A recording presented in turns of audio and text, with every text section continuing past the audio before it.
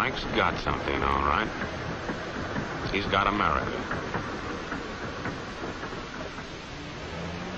But there are guys who stay up nights figuring out how to take that away from him.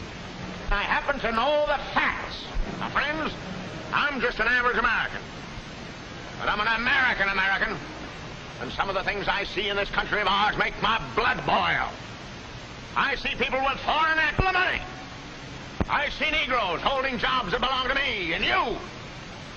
Now I ask you, if we allow this thing to go on, what's going to become of us real Americans? I've heard this kind of talk before, but I never expected to hear it in America. This fellow seems to know what he's talking about. What are we real Americans going to do about it? You'll find it right here in this little pamphlet. The truth about Negroes and foreigners. The truth about the Catholic Church. Do you believe in that kind of talk? I don't know, makes pretty good sense to me. And I tell you, friends, we'll never be able to call this country our own until it's a country without. Without what? Yeah, without what? Without Negroes. Without alien foreigners. Without Catholics. Without Freemasons. You know these things. What's wrong with the Masons? I'm a Mason. Hey, that fellow's talking about me. And that makes a difference, doesn't it? These are your enemies. These are the people who are trying to take over our country. Now you know them. You know what they stand for. And it's up to you and me to fight them. Fight them and destroy them before they destroy us. Thank you.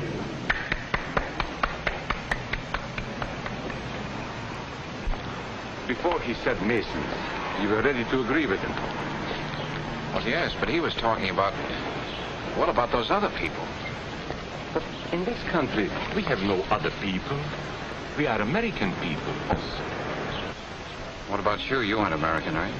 I was born in Hungary, but now I am an American citizen. And I have seen what this kind of talk can do. I saw it in Berlin. What were you doing there? I was a professor at the university. I heard the same words we have heard today. But I was a fool then. I thought Nazis were crazy people, stupid fanatics. But unfortunately, it was not so. You see, they knew that they were not strong enough to conquer a unified country. So they split Germany into small groups. They used prejudice as a practical weapon to cripple the nation. Of course, that was not easy to do. They had to work hard to do it. You see, we human beings are not born with prejudices. Always they are made for us. Made by someone who wants something. Remember that when you hear this kind of talk. Somebody is going to get something out of it. And it isn't going to be you. This is not classroom theory. I saw it happen. I saw it first in Berlin in 1932. 5 young men that I knew were standing in the crowd listening to the Nazi speaker.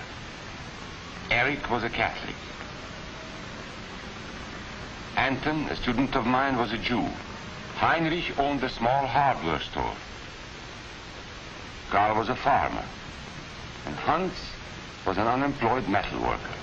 To all Bavarian Germans, I say it is time you inherited the nation which rightfully belongs to you. To you alone belongs the glorious destiny of the greater Germany. The Nazi Party will provide land for the farmer, work for the worker, and profits for the small businessman. Who is getting these things now? The Jew. The Jew who has stolen our nation and our birthright. Who makes all the money and takes all our jobs? The Jew! He must be shunned. He must be ostracized. He must be eliminated. And the Catholics. We don't want our great nation run by a foreign church. We Germans will know what to do with these people when the time comes. They and their faith must be destroyed. Then there are the Freemasons. In Germany, we have no place for secret societies. There will be only one society, and that is the Nazi Party. There will be no secrecy about that in the new Greater Germany. One by one, he attacked each minority and he split them off one from the other. These men were all fellow Germans when they came here today. Now they were split into rival groups, suspicious of each other, hating each other. They were being swindled, all of them. But the man who was really being fooled was Hans. He was pure German, according to Nazi standards.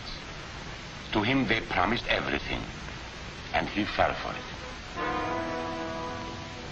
That's how Hans became a Superman. They gave him a uniform and they pumped up his ego. He wasn't just a little fellow out of work anymore. He was a member of the master race. Hans and thousands of others like him, all playing a sucker's game. They gambled with other people's liberty, and of course they lost their own. A nation of suckers. Hitler needed these people. There was lots of work to be done. There were trade unions to be smashed, because unions were organized and might offer resistance. There were many political parties in Germany. These the Nazis destroyed. They were determined to smash every organization where people might band together and resist them. There were Jews to be beaten and killed. The Jews were not powerful, but they were a convenient excuse for all the nation's ills. And besides, a Nazi party member could not take over this man's store. Hundreds of Catholics were put in jail because the Catholic Church had strength and could resist the Nazi drive for power. They had split the nation into 100 pieces, and then one by one, they had destroyed the pieces. Over these broken pieces, the Nazis rode into power. One party, one nation, one religion. These men had won their struggle for power. They now ruled all of Germany. But still they had trouble with their oldest and most persistent enemy, the truth. They found that truth does not die easily, and so they decided to abolish truth. One great source of truth is literature, so they burned books, 20 million of them. Many great men in Germany who were spokesmen for truth were jailed or driven from their country. Teachers, writers, scientists. Education was discouraged. In 5 years, college attendance dropped 53%. It was forbidden to listen to a British radio program or read an American newspaper.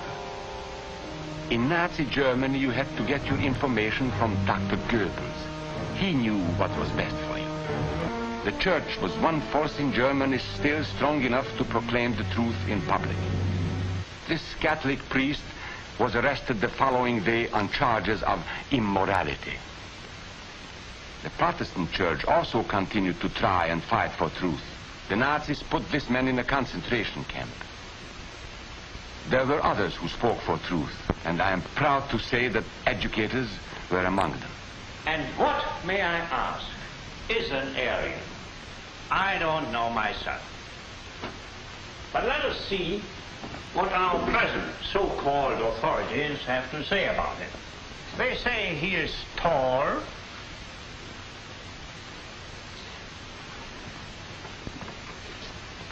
slender,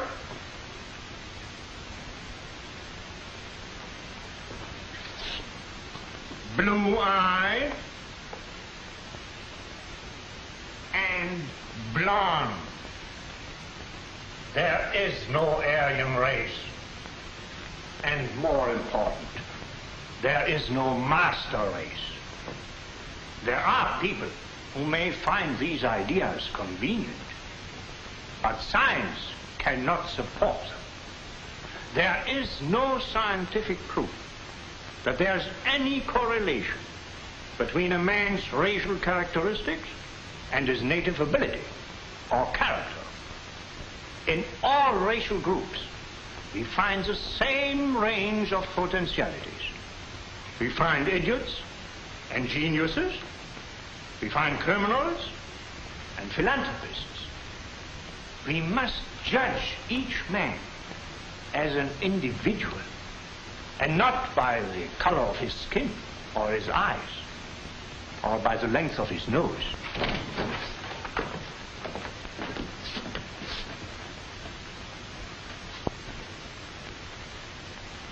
Come in, gentlemen. It's comfortable. And remember that there is no master race. That is a scientific truth. Anyone who tells you otherwise is lying.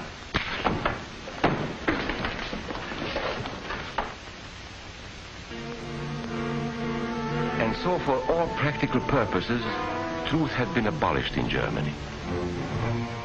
A lot of my German friends wondered what had hit them. How did it happen? Where did it start? It started right here. And this was where it could have been stopped. If those people had stood together, if they had protected each other, they could have resisted the Nazi threat. Together they would have been strong. But once they allowed themselves to be split apart, they were helpless. When that first minority lost out, everybody lost out. They made the mistake of gambling with other people's freedom. Now let's see how those bets paid off. Karl the farmer was gambling on a better life for himself. What he got was extra hours of back-breaking work, as much as 100 hours a week. He was forced to stay on his land and produce what he was told to produce, because now Hitler was preparing for war. For Heinrich, who owned a hardware store, the bet didn't pay off either. 104,000 small businesses were closed in 2 years. And for Hans, conditions hadn't improved any. He had a job now in the munitions factory, but he worked long hours for little pay. The working conditions grew increasingly bad. And even though he didn't like the job, he wasn't permitted to leave it. And when Hitler decided the time was right, Germany went to war. Not by declaring war, but by a carefully prepared sneak attack. Once again, Hitler needed Hans to do his dirty work. Hans was an expert at brutality this time, and Hitler had decided to use Hans and his brutality against other peoples, the Czechs, the Poles, the French, the Russians. But in the crucial test of war, Hitler's race theories didn't pay off. His pure-blooded supermen were defeated by the mongrel armies he despised, by the British at El Alamein,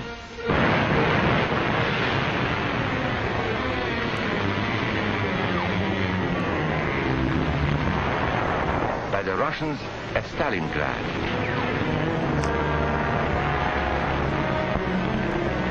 then on D-Day by American soldiers of every color and religion, who smashed across the Normandy beaches and drove on through to the heart of Germany. For the misguided Germans who had swallowed the Nazi bait, the Nazi game did not pay off. The continent of Europe was strewn with millions of German bodies, pure Aryan bodies. Karl the farmer was left in the snow outside of Moscow. Heinrich stayed in Italy at Salerno. And Hans, who was going to rule the world, got only a little patch of Normandy that he could call his own. We must never let that happen to us or to our country. We must never let ourselves be divided by race or color or religion, because in this country we all belong to minority groups. I was born in Hungary. You are a Mason. These are minorities. And then you belong to other minority groups too. You are a farmer. You have blues. You go to the Methodist Church. Your right to belong to these minorities is a precious thing. You have a right to be what you are and say what you think, because here we have personal freedom. We have liberty. And these are not just fancy words. This is a practical and priceless way of living. But we must work at it. We must guard everyone's liberty, or we can lose our own. If we allow any minority to lose its freedom by persecution or by prejudice, we are threatening our own freedom. And this is not simply an idea. This is good, hard common sense. You see, here in America is not a question whether we tolerate minorities. America is minorities. And that means you and me. So let's not be suckers.